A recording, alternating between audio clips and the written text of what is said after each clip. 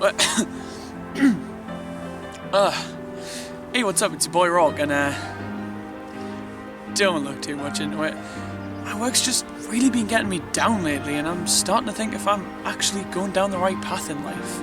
Let me catch you up to speed. I've been doing a lot of work for...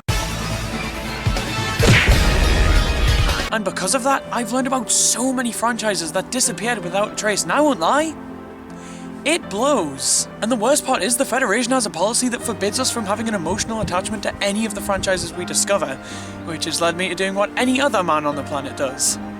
Crying alone to myself. There's gotta be a way of shedding light on my discoveries without exposing the fact that I have emotions. I've got it! Oh god, yeah, I've had better ideas.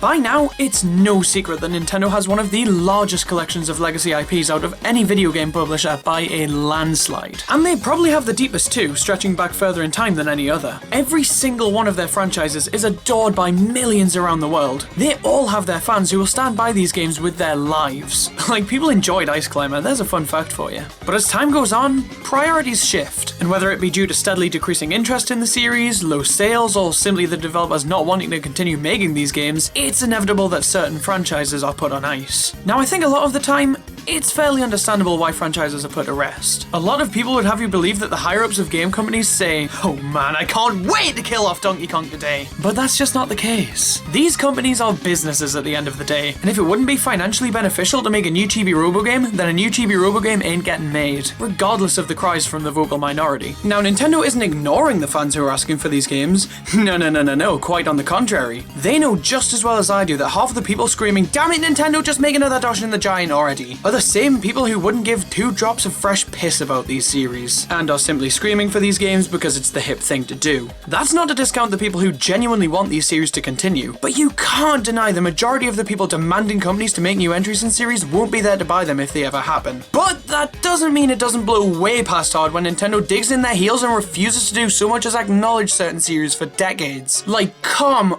on! Nintendo is absolutely inundated with corpses, so in the interest of getting the attention of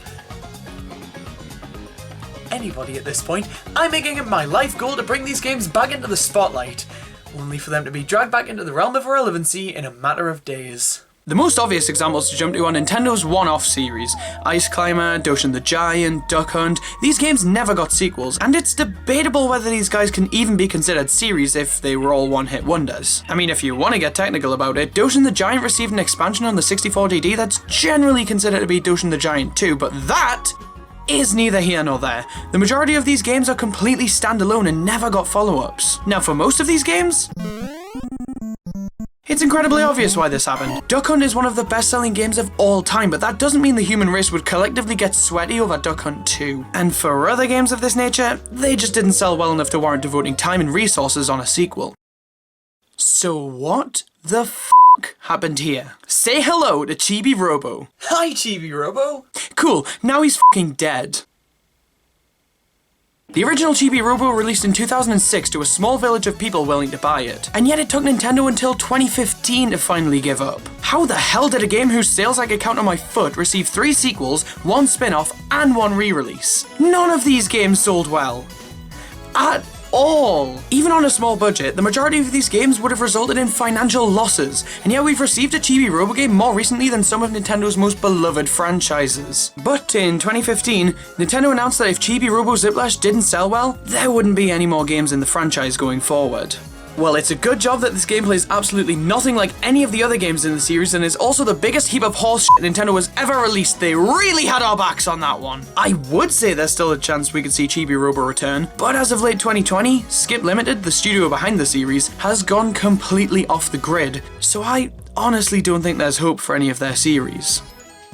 like Captain Rainbow. Mario RPGs have had a pretty rough time with the whole concept of existence recently. Sure, the Paper Mario series is as prominent as ever, and we only had a 12-year gap between games that were actually tolerable, but the others haven't been so lucky. Mario's first turn-based romp, Legend of the Seven Stars, was another one-hit wonder, but it's fair to say its spirit lived on with Paper Mario. Hell, the original Paper Mario was developed as a sequel to this game, but a quote-unquote true follow-up is still yet to happen. But then out of nowhere in 2003, the Mario and Luigi series came swinging into the existence market with Superstar Saga. For quite a while there, this series was just as, if not more prominent than Paper Mario, seeing its last original game released in 2015. There were also 2 remakes on the 3DS, which is treatment that not even Paper Mario ever got. So all was looking up for this series.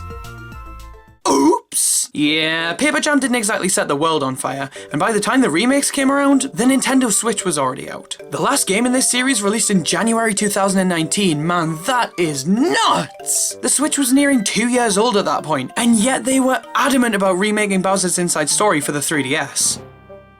Even though you could already play the original on the 3DS through backwards compatibility. The remake was one of the worst selling Mario games ever released, so it was no surprise that Alpha Dream closed their doors not too long afterwards. Now obviously this series could make a comeback. It's not as if there's any licensing issues or trademark disputes. Oh god, I hope Nintendo still has the rights to make Mario and Luigi games. But Alpha Dream handled the series from the very beginning. They had their own style and feel to their games, and even if Nintendo did make a game without them, it probably wouldn't feel the same as the original series. Kid Icarus is a fun one. It debuted on the NES, got a Game Boy sequel, and then got floated down the river in a basket for the following 21 years until Masahiro Sakurai dried it off for 2012's Kid Icarus Uprising. The nerve of that analogy for being so accurate. Many thought that this was a new beginning for the series, until Sakurai said, "That's funny," and dashed all hope of him giving the series so much as a remaster of Uprising. Thanks a lot, buddy! Pikmin is another fairly obvious one, though admittedly, its status as dormant is highly debatable. Yes, Pikmin 3 Deluxe came out last year. Yes, there is a Pikmin mobile game in the works,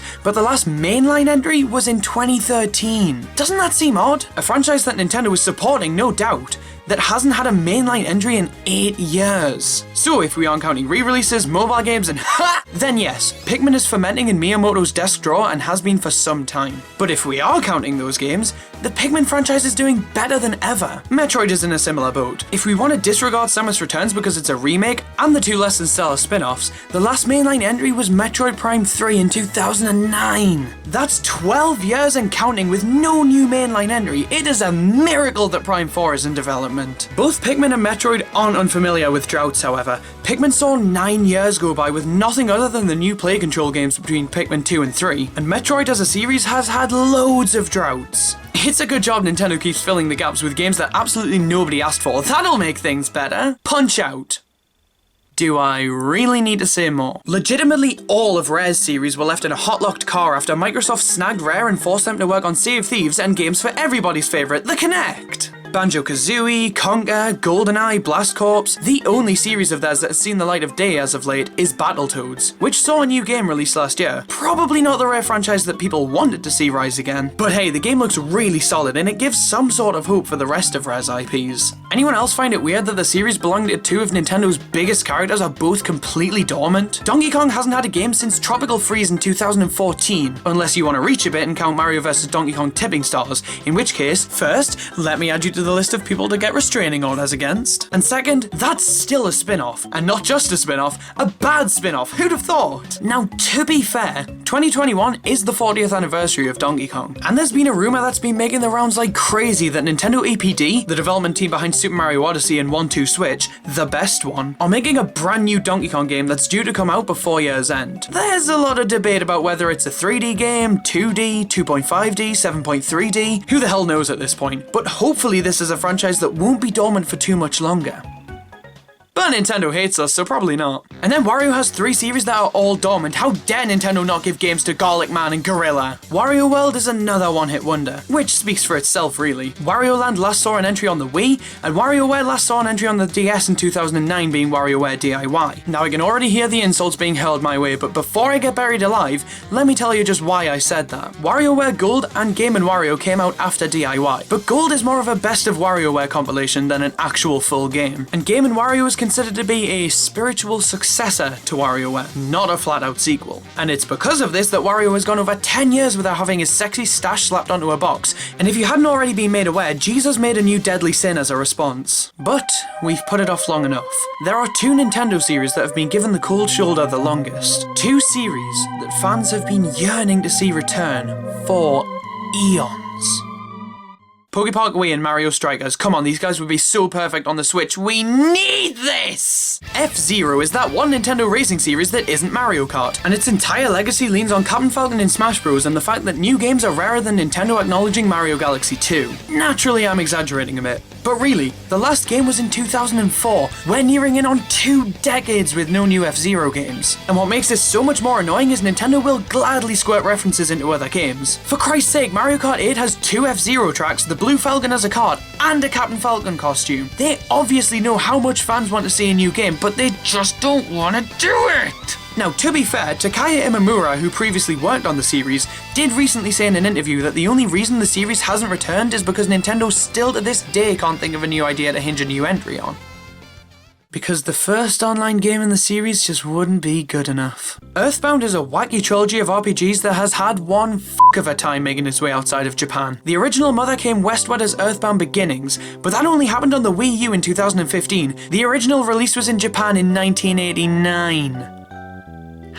Mother 2, or Earthbound, released in the States only a year after it did in Japan, which is pretty good, but it didn't come out in PAL territories, so the sentence can go shove its head in a fish bowl. The final game, Mother 3, has yet to be localized. It's become one of the biggest Nintendo punchlines at this point, the fact that this game still hasn't left Japan. Even after he left Nintendo of America, Reggie continues to poke fun at it and tease fans about the localization. It's gotten so bad that fucking Terry Crews has tweeted about it. That man can go from advertising deodorant to shunning Nintendo on a dime, and I'd be lying if I said I wasn't impressed. Shigesato Itoi has made it uproariously apparent that he has no plans to continue the Mother series, and to my knowledge, there's still been no word on any sort of localization. So I think it's safe to say that Earthbound, while beloved in the hearts of millions, is a completely dead franchise. Well, after talking about all these games and series, I can say without question that I wholeheartedly failed my task. I just can't help it, man. The fact that we might never see any of these franchises ever again,